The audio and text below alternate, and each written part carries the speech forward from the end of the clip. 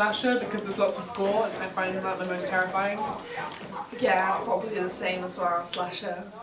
My favourite's comedy horror because, well, I like a good laugh. Slash is pretty sick. I quite like parody sort of comedy horror as well. I find it interesting, quite funny. Yeah, I agree with Tom. Zombie. I have to do zombie horror. Yeah, zombie as well. Slasher. Yeah, slasher. It's like the best. My favourite subgenre is paranormal, because I just like the whole on your tiptoes sort of, you know what's going to happen next. Zombie. Because just the zombies. Psychological, because I like films that can get you thinking. Saw 5 because it's really, really gruesome. I like Shaun of the Dead because I really like zombie films. Shaun of the Dead because obviously it fits with my favourite genre, comedy horror, and well, it's got Simon Pegg in it, so he's Joe. I like Zombieland. It's again similar reasons for Tom. It's funny and it's different, and I really like it. Shaun of the Dead, because I think it's hilarious. I would have to go with Psycho because it's one of the classics. Scream because like it's just amazing. It's like guts and stuff. It's really cool. Silence of the Lambs because Hannibal Lecter. That's a good guts and stuff. Yeah, that's a good one. Yeah. Oh, mine probably would be It, because I just like the whole story and the clown. You know, it's all scary, and I think the story's really good on it. Ridley Scott's Alien from 1970s. Well, it's just amazing, and Sigourney Weaver's in it, so. I think my favourite is probably going to have, I'm just going to say the Saw series as opposed to one in particular film. Just because although they are quite gory films, they are films that if you think about it, they are very logical.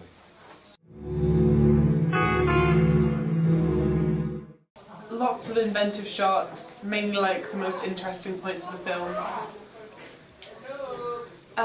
Yeah, inventive shots of like little clips of the story, just not the whole thing. I like to see like a small amount of the story, just to grab me, just to grab my attention. Little bits of a couple of characters, maybe a couple of just little main things that are in the film. Yeah, like not too much. Don't give it away. Yeah. Don't not just like flash us everything. Just give us a little. I think establishing the premise of the film as well, like showing maybe the villain or at least like their like a hint of what they do. Just like a hint, yeah. I kind of like to get just kind of flashes of this kind of the antagonist in it, like the scary thing, but not like a full-on view of it. Just kind of to unnerve you of what is this thing and whatnot.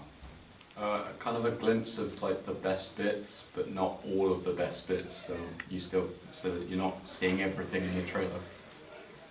I want to see like just some sort of creepiness. Like I want to see like someone die, kind of. Yeah, I want to like just build up the suspense, really, kind of hint at what the story is, but not give away too much. Yeah. I'd probably like to see blood, a lot of flashbacks and a lot of quick shots, like not too long clips. Like I just want loads of quick ones, but from all different angles and that. And I don't really want to see the sort of killer. I just want to see like parts of it, so like kept secret for the movie. Information on the movie. It's always a good thing. Dead things. Okay, probably a lot of action, something that will really get you into the film, and information about the film would also be pretty good. I think for me it's Oculus because they've shown just enough of the story in the shots to get you interested, but they haven't given away the whole plotline. I don't know. The Ring, because it had really good shots. And yeah. Evil Dead because that scared the hell out of me, which is probably quite good for a horror trailer. Sinister, it just like made me wanna. I I didn't like. I wanted to see what happened at the end. Yeah. Like, what was going on. I really liked the Paranormal Activity trailer. It was, even though it wasn't a very good film in my opinion, I really liked the trailer because it was really different and it really grabbed me. And I think it works because everyone saw Paranormal Activity. I'd have to go with the first Saw because that just freaked me. It freaked me out, and I don't like Saw, but the trailer was good, I think. So. I prefer the second Saw trailer. Right, I reckon the Scream one, because there's like this voiceover guy and he's just like, oh, don't answer the phone, and then they answer the phone and you're like, oh no, and it's just like so intense and you're just like, whoa, it's really crazy. Yeah, pretty much. Conjuring, because I thought it was really good, and I think it's really well made, it's up to date, and I think they did a really good job on it. Just because different shots they did it correctly, didn't spoil too much information, but they did the good amount.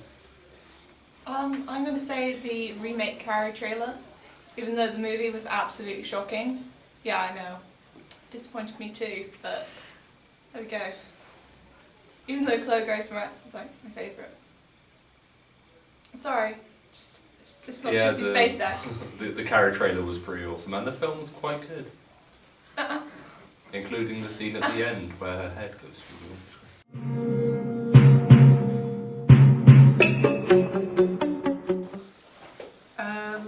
Attracting the audience but not giving away so much that there's no point seeing the film. Probably getting some of the story in, but not the whole story because you don't want to give away too much. I think to get the main premise of the film like straight away, just so it grabs you, just that sort of grab initially. Yeah, I think establishing the premise of the film so people know what they're going to go and be watching is quite important. Yeah, you always know it's going to be a horror because it's like more dramatic, Scary. the frames, Spooky, scary. the date it comes out. Kind of the climax of the trailer just before the date comes out, when everything comes to the climax, you know. The like music in it, because like, you know, if you want to watch a horror trailer, it's like dubstep in it, you're going to be like, that's a bit weird, I don't want to watch that. I think maybe the like clips that they actually use. Oh yeah, they can't be too much of a spoiler. Yeah. And stuff, yeah. I'd probably say the middle bit because there's always something that happens in the middle, like a death scene, and it's like gives the twists and it gives like it makes the ending. Well, no, the middle like it connects to the start and the ending together, but it's always something that's really good that happens in the middle. Oh, I'm going to say the start, because it builds up suspense and it's kind of like it leads you on and then bam, you get the dilemma in the middle. I like the start. I'm going to say it's the end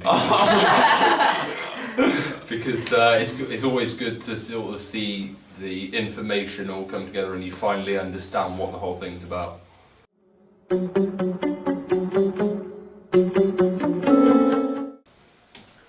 I think a couple of them should be maybe like the iconic character, like the protagonist, but if there are like, it depends how many main characters there are, I guess.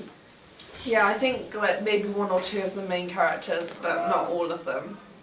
I think sometimes it's good to have some main characters, but not don't give away the whole cast. But obviously, in a film that's got some celebrity sort of guests, they're going to show the celebrity guests in the film. I think like, at least hinting at like the main characters, rather maybe not like telling you their so backstory, just but just showing them. Show a couple of the main characters in the trailer. Yeah. Who's the main character? Like, because you might like the actress or the actor. Yeah.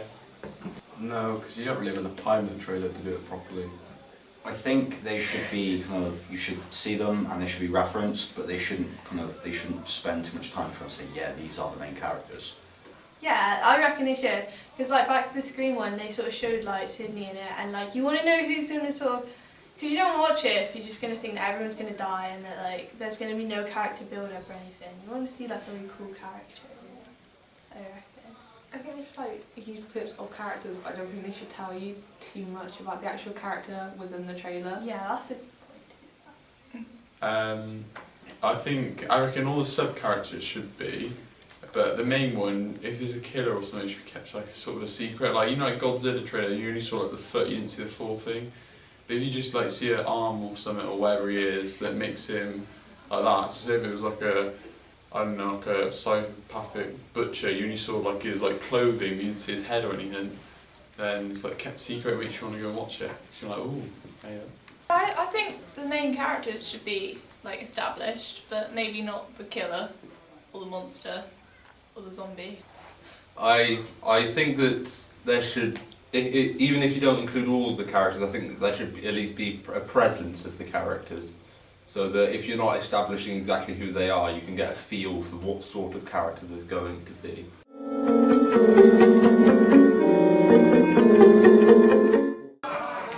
2 to 3 minutes. I say about 1 to 2 minutes. I think about 30 seconds. Don't go too much longer than that because I think people's attention will sort of get grabbed away. But obviously you have extended trailers, different types of trailers, aren't there? So depends. I think like if a full-on video rather than like a TV advert, like 3 or 4 minutes. Yes. Yeah. Yeah, like two Yeah. to 3 minutes. Depends on the platform. 30 seconds to a minute. I was going to say a minute, minute and a half. Like a minute or a minute and a half. Yeah, maybe like 2 minutes max. 1 minute to 1 minute 30. 2 minutes. I'd say between 1.5 and 2 minutes.